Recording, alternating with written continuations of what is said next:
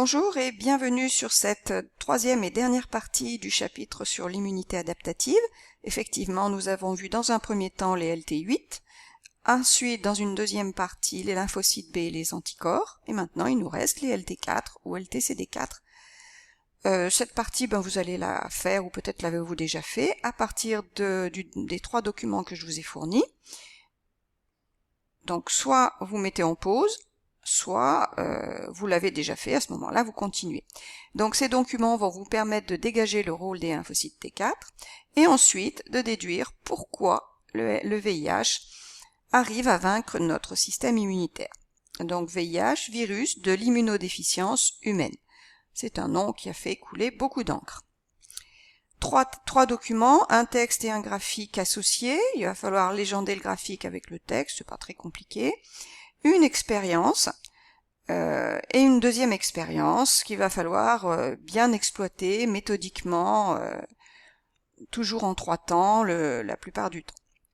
Le texte et le graphique, normalement, on peut vous demander ce genre de choses, mais à ce moment-là, il faut argumenter pourquoi vous avez mis telle chose, telle légende sur le graphique. Donc je vous laisse mettre en pause, sinon moi je continue par l'exploitation du texte et du graphique.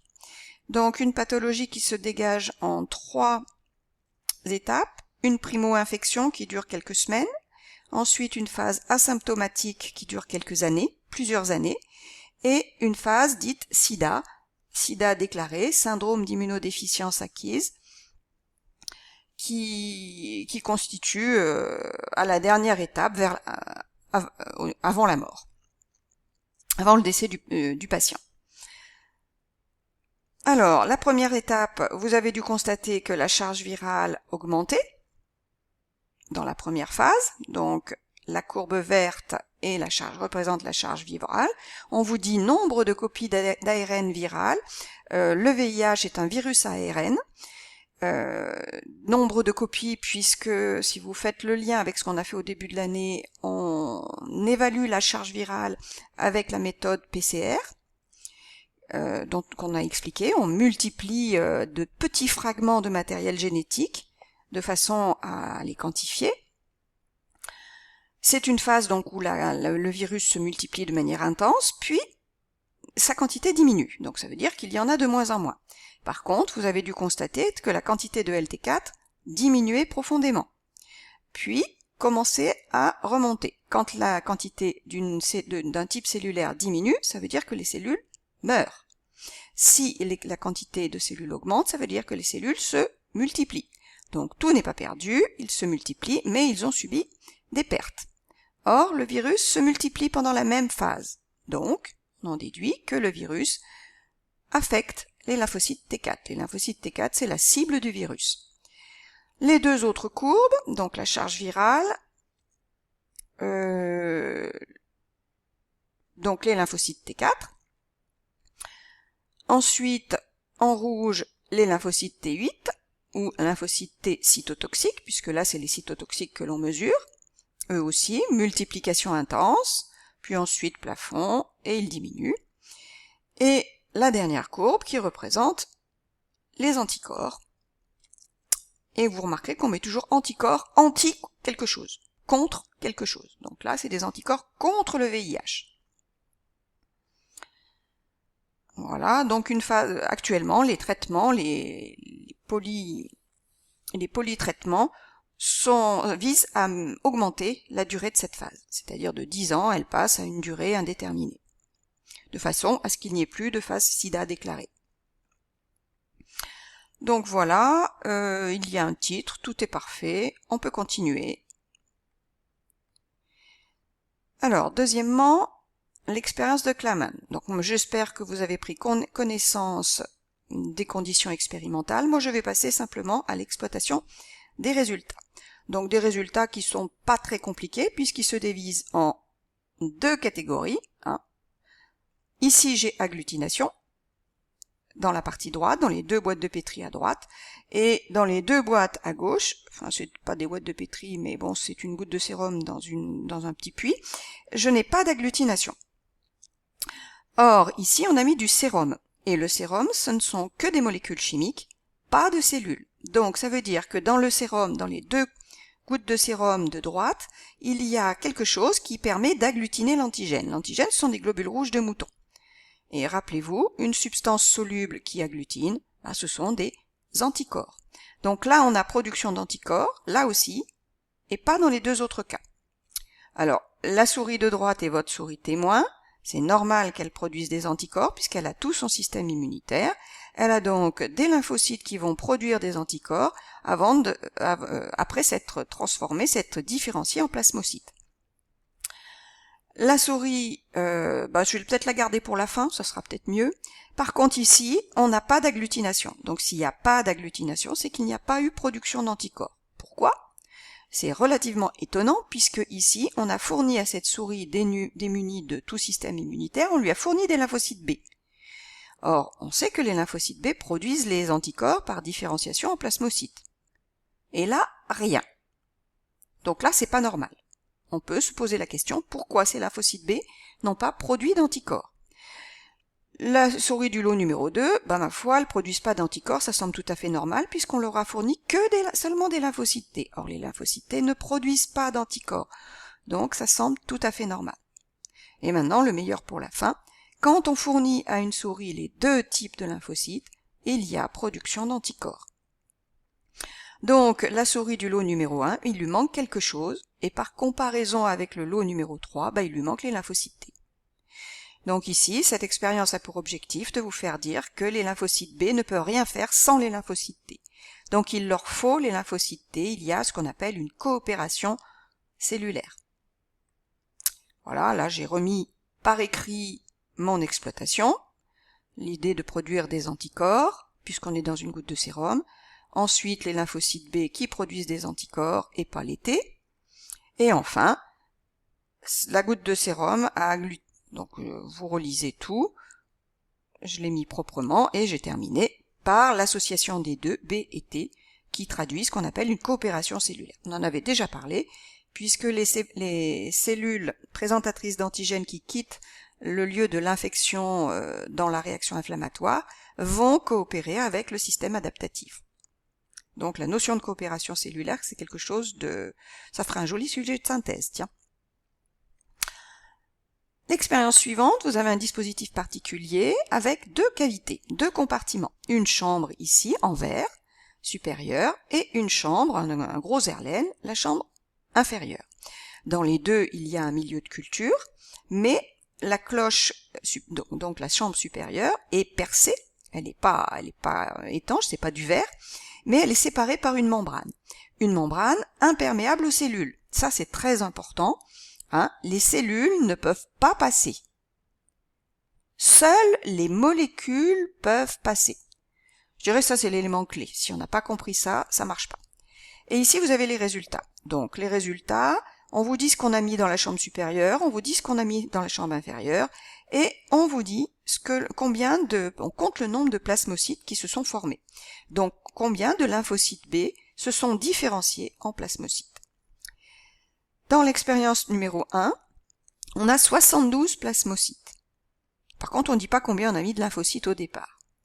Mais par contre, dans l'expérience numéro 2, quand on met les B et les T, conformément à l'expérience précédente, on n'en a pas 72, mais on en a pratiquement 1000.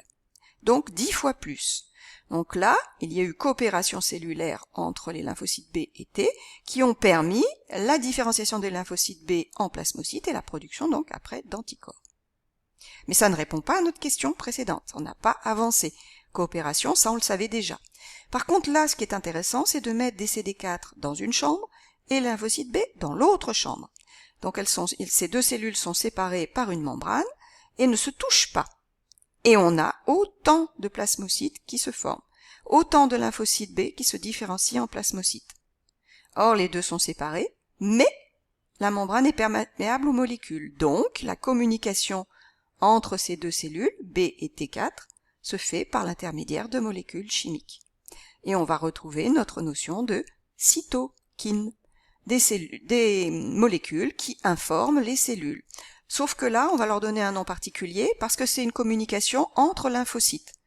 Entre lymphocyte B et lymphocyte T, je dirais même entre cellules de la lignée blanche, entre leucocytes, puisqu'il y en a d'autres. Et on les a appelés pour cette raison des interleukines. Inter entre, le blanc, entre les cellules blanches. Ce sont des molécules qui communiquent, qui permettent la communication entre les cellules de la lignée blanche. Donc là, l'interleukine qui nous intéresse, c'est l'interleukine numéro 2. Et il y en a beaucoup, chaque fois qu'on en trouve une nouvelle, on lui donne un numéro différent. Donc là, par écrit, la même chose que précédemment. Donc j'ai mis qu'un petit équivalent, mais 920 c'est à peu près 1000, hein, quand même, on reste proche des valeurs, il faut savoir être approximatif. Donc la coopération cellulaire, et cette différenciation, donc là, le raisonnement vis-à-vis des molécules, et donc le mot interleukine. On appelle ça interleukine au pluriel, mais celle qui intervient entre les T4 et les B et les T8, puisque les T8 aussi, elle s'appelle l'interleukine numéro 2. Les étapes, toujours les mêmes. Dans un premier temps, le récepteur T se fixe sur le CMH plus l'antigène de la CPA, c'est la sélection. Ensuite, les cellules se multiplient, donc clonage cellulaire, par mitose. Les cellules sélectionnées sont toutes identiques, même récepteur. La maturation des TD4 va se terminer par la production d'interleukines. Rappelez-vous, les T8 la maturation des T8 se termine par la production de molécules toxiques pour les cellules. Là, c'est pas des molécules toxiques, mais c'est le même principe, c'est une production moléculaire. Et les B, en se différenciant en plasmocytes, produisent des anticorps. Les anticorps sont des molécules, donc la différenciation, en fait, c'est toujours l'aptitude à produire une nouvelle molécule. Ici, on va les appeler les lymphocytes T auxiliaires. Et sinon, les autres, on peut aussi dire helper. Et bien sûr, cette différenciation va servir à recruter des LT8, mais aussi des B. Donc c'est un rôle amplificateur très important, puisque quand on est 10, c'est pas suffisant, mais quand on est des milliers à combattre le même antigène, c'est largement suffisant. En conclusion, la réaction immunitaire adaptative fait suite à la réaction innée, mais elle a deux voies principales, la voie des lymphocytes B via des anticorps libres, et la voie des lymphocytes T via des cellules qui vont s'attaquer aux cellules infectées. De deux manières, avec des T8 et avec les T4. Sauf que les T4, eux, coordonnent et les T8 et les B. Toujours 4 étapes. Là, j'ai simplement récapitulé le point commun. Le point commun à ces trois types de cellules, les T8, les T4 et les B, c'est de toujours suivre le même processus. Sélection, multiplication, différenciation, et après, on élimine l'antigène. Cette immunité adaptative est spécifique aux vertébrés.